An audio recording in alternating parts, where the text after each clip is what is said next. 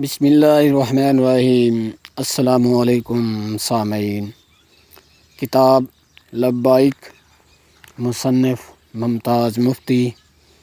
یہ کتاب JERD library کے تعاون سے آپ سماعت فرما رہے ہیں۔ آواز مجید احمد جئی کی ہے۔ ابھی تک آپ نے ہمارا چینل سبسکرائب نہیں کیا تو چینل کو سبسکرائب کر کے بیل آئیکن کو پریس کریں تاکہ اردو ادب سے ریلیٹڈ جو بھی ویڈیو اپلوڈ ہو اس کا نوٹیفیکیشن آپ کو برابر ملتا رہے۔ مانگے ملے نہ بھیک، سناٹا۔ کہتے ہیں بن مانگے موتی ملیں، مانگے ملے نہ بھیک۔ سچ کہتے ہیں جب تک طلب نہ تھی راہ چلتے مست اور فقیر مجھے حج پر جانے کی خوشخبریاں سناتے تھے۔ میرے خواب حج کی نوید سے بھرے ہوئے تھے، پھر جب طلب بیدار ہوئی تو سب چپ ہو گئے، خواب بند ہو گئے۔ میں نے محسوس کیا جیسے ایک سناٹا طاری ہو گیا، گہرا عظیم سناٹا۔ میرے دوست اشفاق احمد، بانو قدسیہ، احمد بشیر، ابن انشا، کیسر سب سکہ بند دانشور ہیں۔ میری بات سن لیتے ہیں، وقتی طور پر متاثر بھی ہو جاتے ہیں، لیکن التزاماً اس سے پلے باندھنے سے گریز کرتے ہیں، اس لیے کہ دانشور کا مسلک شک کرنا ہے، پلے باندھنا نہیں۔ میرے دوست محمد طفیل بذات خود ٹیلی پیتھک شخصیت ہیں۔ ان میں ایک ریسیور لگا ہوا ہے۔ ان کی اپنی زندگی میں چوتھی سمت کے مشاہدات و احساسات موجود ہیں، لیکن وہ محمد نقوش کے روب کی وجہ سے اپنے ان مشاہدات کا تذکرہ نہیں کرتے۔ محمد نقوش سے دبتے ہیں، اسی وجہ سے ان کی شخصیت دو حصوں میں بٹی ہوئی ہے۔ محمد نقوش سوچتا ہے، لکھتا ہے، محمد طفیل صرف دیکھتا ہے، محسوس کرتا ہے اور منہ تکتا ہے۔ میرے دوست غلام دین، دانی، نور محمد اور راجہ شفیع میری باتوں کو قابل یقین سمجھتے ہیں، لیکن ان میں توازن کا فقدان ہے۔ ایمان کے اتنے انبار لگے ہوئے ہیں کہ شک کی گنجائش ہی نہیں، ادھر جینے کی پابندی، ادھر مرنے کی پابندی۔ پتہ نہیں توازن کی کیفیت اتنی کامیاب کیوں ہے کہ افراد میں یا تو عقلی شکوک کے ڈھیر لگ جاتے ہیں اور یا ایمان کے دھارے بہنے لگتے ہیں۔ توازن کی کیفیت میں نے صرف قدرت اللہ میں پائی ہے۔ قدرت اللہ کے شکوک اور ایمان میں عجیب سی ہم آہنگی ہے۔ ایمان شکوک کی کاٹ نہیں کرتا اور شکوک ایمان کے رستے میں حائل نہیں ہوتے، بلکہ اسے تقویت دیتے ہیں۔ میرے دل کی تڑپ یا طلب قدرت کی وجہ سے تھی، اس لیے میرے لیے وہ وسیلہ بن گئے تھے۔ انہی دنوں قدرت اللہ پر ایک ایسی افاد آ پڑی کہ میری توجہ حج سے ہٹ کر قدرت اللہ پر مرکوز ہو گئی۔ قدرت کا تبادلہ۔ پتہ نہیں کیوں بیرونی طاقتیں ہمیشہ سے قدرت اللہ کو اپنے راستے کی رکاوٹ سمجھتی رہیں۔ ان کا خیال تھا کہ صدر کے سیکرٹری ہونے کی حیثیت سے قدرت اللہ کا صدر پاکستان پر ایسا اثر ہے جو بیرونی طاقتوں کے مفاد میں رکاوٹ بنا رہتا ہے۔ عرصہ دراز کی کوششوں کے بعد وہ کامیاب ہو گئے اور قدرت اللہ کو سیکرٹری صدر کے عہدے سے سبکدوش کر کے اطلاعات کا سیکرٹری لگا دیا گیا۔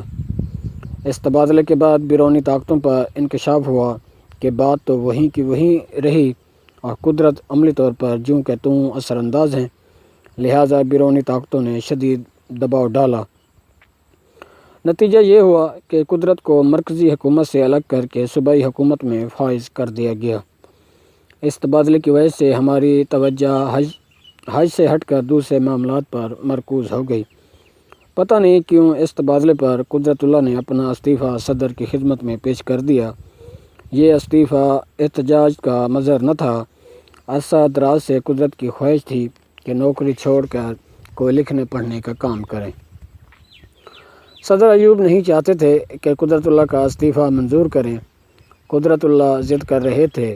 نتیجہ یہ ہوا کہ اس بات پر پورا 1 مہینہ صدر اور قدرت کے درمیان مذاکرات ہوتے رہے۔ صدر معتمل مزاج تھے، ان کا خیال تھا کہ وقت جذبات کمزور کرنے اور حالات سنوارنے کی وحد کنجی ہے، اس لیے وہ معاملے کو تول دیتے رہے۔ انہوں نے قدرت اللہ کو یہ پیشکش بھی کر دی کہ اپنے لیے کوئی سا عہدہ پسند کر لیں، آپ کی وہاں تعیناتی کر دی جائے گی۔ لیکن قدرت نوکری چھوڑنے پر مصر تھے۔ انہی دنوں اتفاق سے ایک درویش آ گئے۔ انہوں نے قدرت کو مشورہ دیا کہ کیوں نہ آپ سفیر بن کر کچھ عرصے کے لیے ملک سے باہر چلے جائیں۔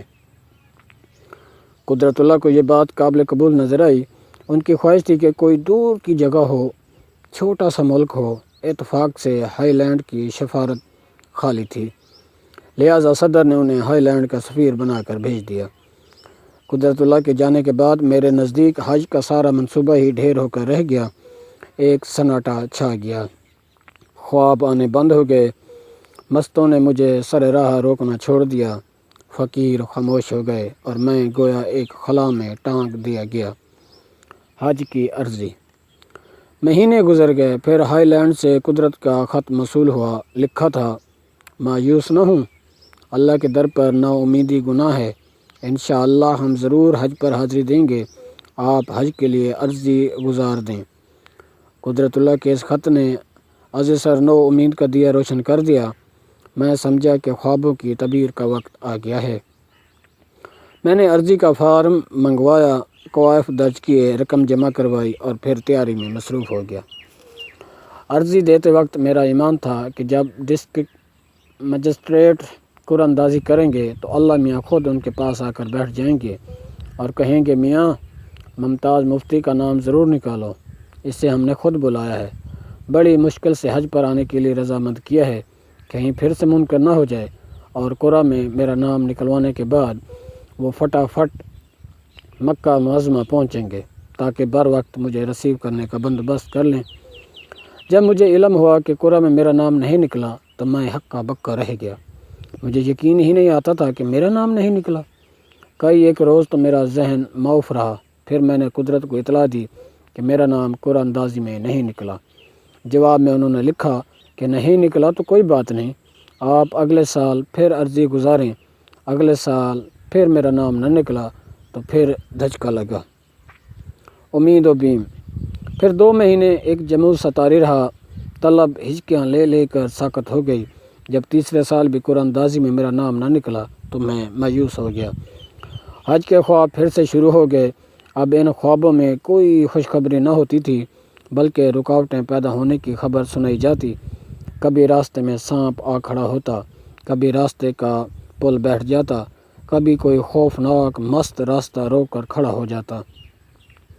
میں نے قدرت کو لکھا کہ خوابوں سے زہر ہے کہ حج کی بات فسق ہو گئی، میں مایوس ہو چکا ہوں۔ قدرت نے جواب دیا، آپ کے مایوس ہو جانے سے کوئی فرق نہیں پڑتا، اللہ تعالیٰ بندے سے کبھی مایوس نہیں ہوتا۔ ان طفیل تسلیوں سے کوئی فائدہ نہ ہوا۔ میں نے سوچا، ہٹاؤ، وہاں جا کر کرنا ہی کیا ہے۔ 1 سال گزر گیا۔ پھر ایک روز قدرت کا خط موصول ہوا۔ لکھا تھا، انشاءاللہ اس سال بیت اللہ میں حاضری دیں گے، آپ تیار رہیں، درخواست دے دیں، اگر قرعہ اندازی میں نام نہ نکلا تو بیروت پہنچ جائیں، میں بھی بیروت پہنچ جاؤں گا، وہاں کوئی نہ کوئی انتظام ہو جائے گا، انشاءاللہ ہم منزل مقصود پر پہنچ سکیں گے۔ اس خط کی آمد کے بعد میں حج پر جانے کی تیاریوں میں مصروف ہو گیا۔